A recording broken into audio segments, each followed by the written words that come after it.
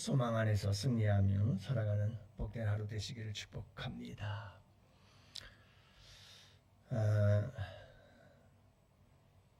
여러분, 오늘 말씀은 이제 하나님께서 이스라엘 백성들의 목자들이 양을 먹이지 아니하고 이렇게 흩어지게 하고 결국은 심판을 통해 바벨론의 포로가 되게 하고 이렇게 만드는 악한 목자들에 대하여 하나님께서 심판을 예고하셨던 말씀에 이어서 하나님께서 양 무리들을 위해서 또 한 목자를 세우겠다 이렇게 말씀하시는데 그가 바로 다윗이다 이렇게 얘기를 합니다. 그래서 다윗이라는 목자를 세웠을 때 어떤 일들이 일어나죠? 다윗이라는 목자를 하나님께서 세워서 다윗을 왕으로 삼고 그래서 그를 통해서 통치하고 다스려지는 양무리들 하나님의 백성들이 어떻게 될까 하는 것이 오늘 말씀의 주요 내용들인데 화평의 언약을 맺어서 악한 짐승 쫓아내고 평안히 거하게 할 것이고 복을 내리고 또 사방에 복을 내리고 소낙비에 복을 내리고 하나님께서 복을 주실 것을 말씀하시죠. 그러자 여러분 나무들은 열매를 맺기 시작했고 땅은 소산을 내기 시작했고 그것에서 평안히 거주하며 평안히 거하게 될 것이고 다시는 이방 나라의 노략거리가 되지 않고 이방 나라의 수치거리가 되지 아니할 것이다. 이렇게 말씀하고 있는 것을 보게 되어집니다. 자, 여러분, 여기서 우리에게 참 중요한 말씀 중에 하나가 뭐냐면 이렇게 한 목자가 세워졌다. 그리고 다윗이라는 한 목자를 통해서 하나님께서 이와 같은 일들 하나님의 놀라운 은혜와 축복들이 임하게 될 것이다 하는 말씀이잖아요. 중요한 것이 하나 있어요. 왜 그러냐면 선한 목자가 한 사람이 세워졌다는 것과 하나님께서 축복해 주셨다는 것 그 사이에 아주 중요한 사실을 하나 우리가 알고 있어야 되는데 그게 뭐냐 하면 악한 목자들과 양들 그리고 참 목자 대신 다윗과 양들과의 사이에서 차이점이 하나 있다고 한다면 그것은 바로 하나님과의 관계예요. 관계. 그래서 오늘 말씀에도 강조하는 게 30절, 31절, 24절 이렇게 보면 그들이 내가 여호와 그들의 하나님이며 그들과 함께 있는 줄을 알 것이고 너희는 내 양이요 나는 너희 하나님이라 나 여호와는 그들의 하나님이 되고 그러면서 여러분 하나님과 이스라엘 백성들 양들과 바른 관계를 맺도록 만들어준 사람이 바로 다윗이었어요. 다윗은 하나님을 하나님 되게 했던 사람이에요. 양들과 함께 다윗 자신도 하나님을 하나님 되게 만들었던 사람이죠. 이게 선한 목자예요. 착한 목자요. 참된 목자는 하나님을 하나님 되게 해요. 여러분들 지금까지 우리가 에스겔서를 읽어봤지만 에스겔서의 모든 지도자들, 예루살렘의 지도자들, 유대의 지도자들을 가만히 보면 그들이 저지른 죄가 뭡니까? 하나님을 하나님으로 인정하지 않아요. 그리고 하나님을 말씀대로 순종하지도 않아요. 그러니까 하나님께 계속해서 우상 숭배를 하며 하나님을 대적하지요. 결국은 하나님을 하나님으로 인정하지 않은 거예요. 하나님이 우리를 보겠느냐 하시면서 그들은 하나님에 대한 불신앙적 모습을 보여주었죠. 그러니 여러분 양들도 마찬가지였어요. 그들도 하나님을 하나님으로 인정해 주지를 않는 거예요. 그런데 다윗이 목자가 되어서 여러분 어떻게 합니까? 하나님을 하나님 되게 하시는 거예요. 그러니까 모든 게 회복이 되는 거죠. 관계의 회복이 되어지니까 하나님과 관계가 회복이 되어지면 모든 게 회복이 되어져요.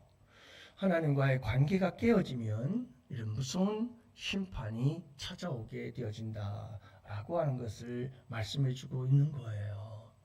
여러분 우리는 굉장히 중요한 것이 뭐냐면 오늘 말씀처럼 하나님께서 화평의 언약도 맺었고 악한 짐승 쫓아내 주시고 평안히 거하게 하시고 평안히 자게 하시고 복을 내리고 사방에 복을 주고 소낙비에 복을 주어서 나무에 과실이 맺히고 땅에 소산이 내고 막 풍성하게 우리가 그 땅에서 여러분 이웃나라 이방인들에게 수치를 당하지 않고 여러분 이렇게 하나님께서 우리에게 복을 주시는 것을 너무 좋아하죠.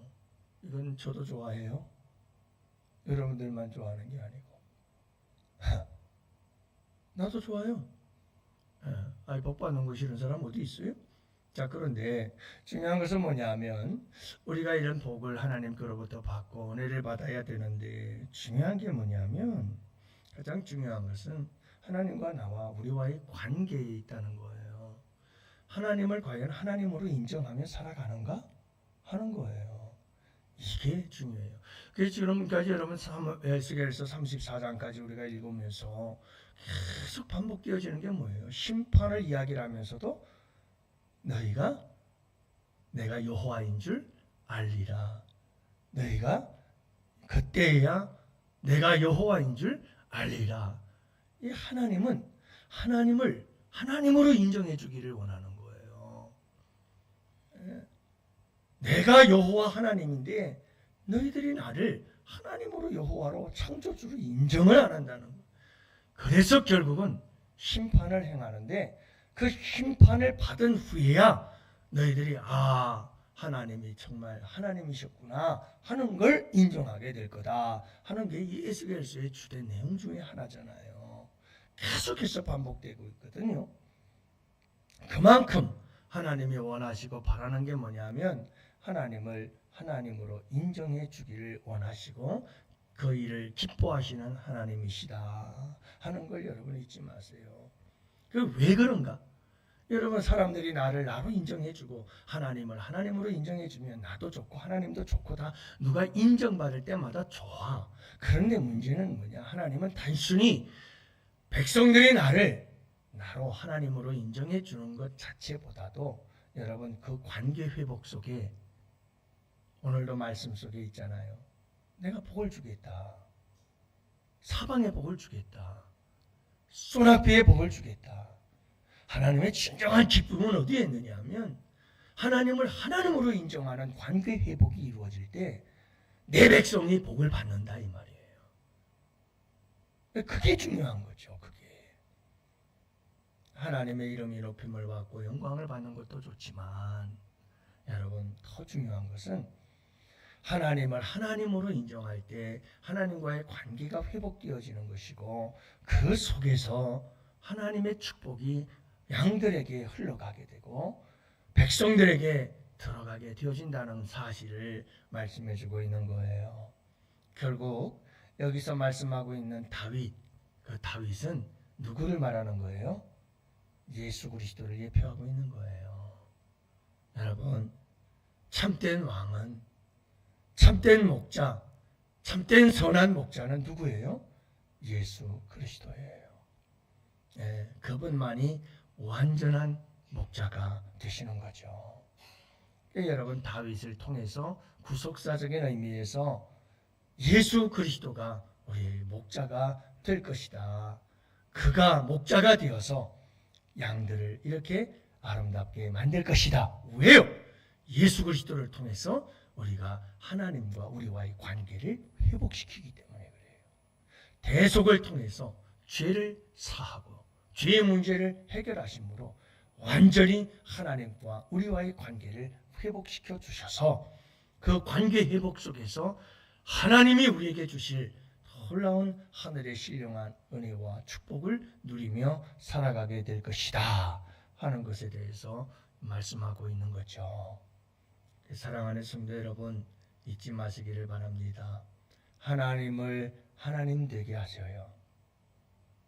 하나님을 하나님으로 인정하고 하나님을 하나님답게 높여드리고 하나님을 하나님으로서 예배하고 경배하고 하나님을 창조주로서 우리가 여러분 그분을 인정하고 고백하고 그분에게 따르고 순종하는 이런 철저한 하나님을 하나님 되게 하라.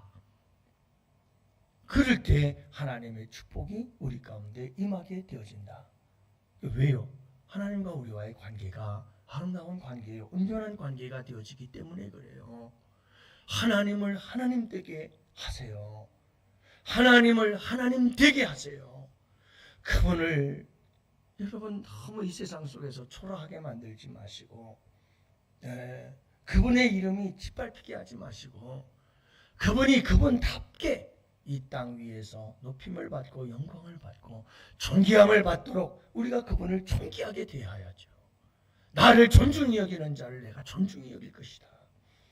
그분을 그분 되게 하세요. 자꾸 여러분 우리의 목표, 우리의 삶의 목적, 우리의 삶의 이유, 그 모든 것이 어디에 집중되어야 되냐면 하나님을 하나님 되게 하자. 하나님을 하나님 되게 할 때 내가 나다워지기 시작하는 거예요. 사람이 사람다워지기 시작하는 거예요. 진짜 사람이 되는 거예요. 여러분, 모든 피조물은 어디에 내가 나다워지느냐? 모든 피조물은 하나님을 하나님답게 할 때에, 하나님을 하나님 되게 할 때에 피조물들은 정상적인 자리를 회복하기 시작하는 거예요.